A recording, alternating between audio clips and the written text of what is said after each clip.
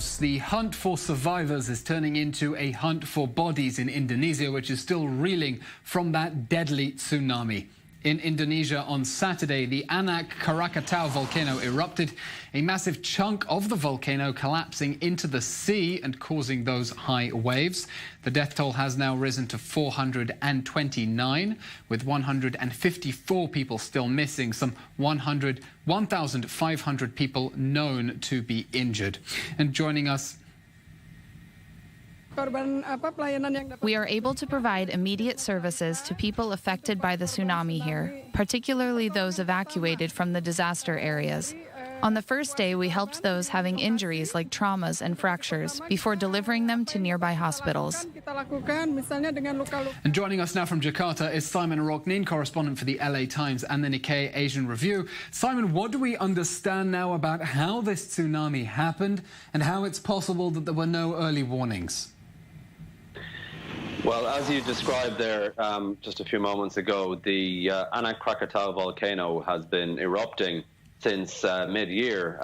Those eruptions have become a little bit more volatile recently, and on Saturday night at around 9 o'clock, it appears that a large portion of the volcano, or the small island that it sits on in the middle of the Sunda Strait between Java and Sumatra, collapsed into the sea, and that generated a tidal wave, tsunami as it's being described, either side of the Sunda Strait, so washing up on the coasts of western Java and the southern tip of Sumatra.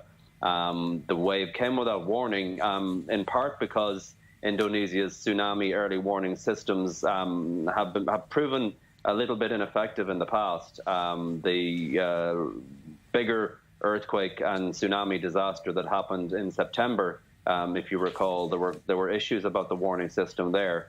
But in this case, I think it's been compounded by the nature of the disaster.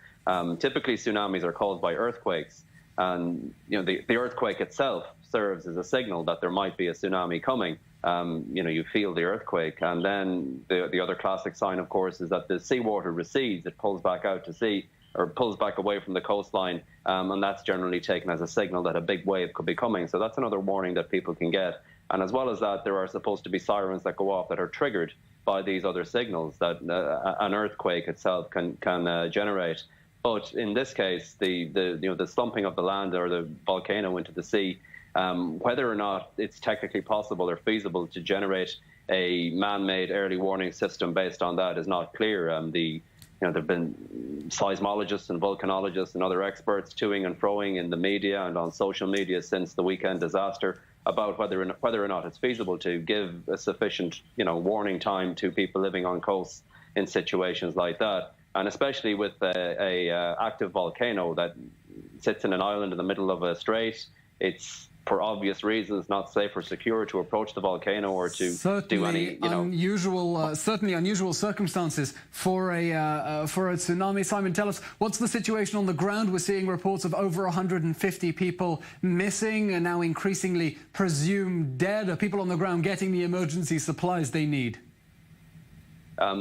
For the most part, yes. I mean, people have the location is quite close to the capital, Jakarta here, and it's the west of Java and the southern tip of Sumatra. Those are the two most economically developed islands of the Indonesian archipelago. Relatively speaking, the roads are good. It's quite easy access, so they've managed to reach most of the areas. But there are still some more remote coastal villages that are only just being accessed today and might not have even been accessed yet. So that in turn is leading to the increase in the death toll as more information comes out from the villages and the areas that have not yet been reached, or that have not been able to share their own information. So yes, the death toll is likely to increase. You have the 154 people listed as missing. That is likely to go up as well. And of course, given that it's now 3 days since the disaster, the time window for finding survivors is diminishing, because if you're trapped under rubble, how long can you last if you're there without food and water? If you're injured, whatever the circumstances are. So it's looking like a race now to find bodies rather than find survivors. Okay, sadly. Simon Roughneen from the LA Times. Truly a ghastly situation in Indonesia. Keeping an eye on us there from Jakarta.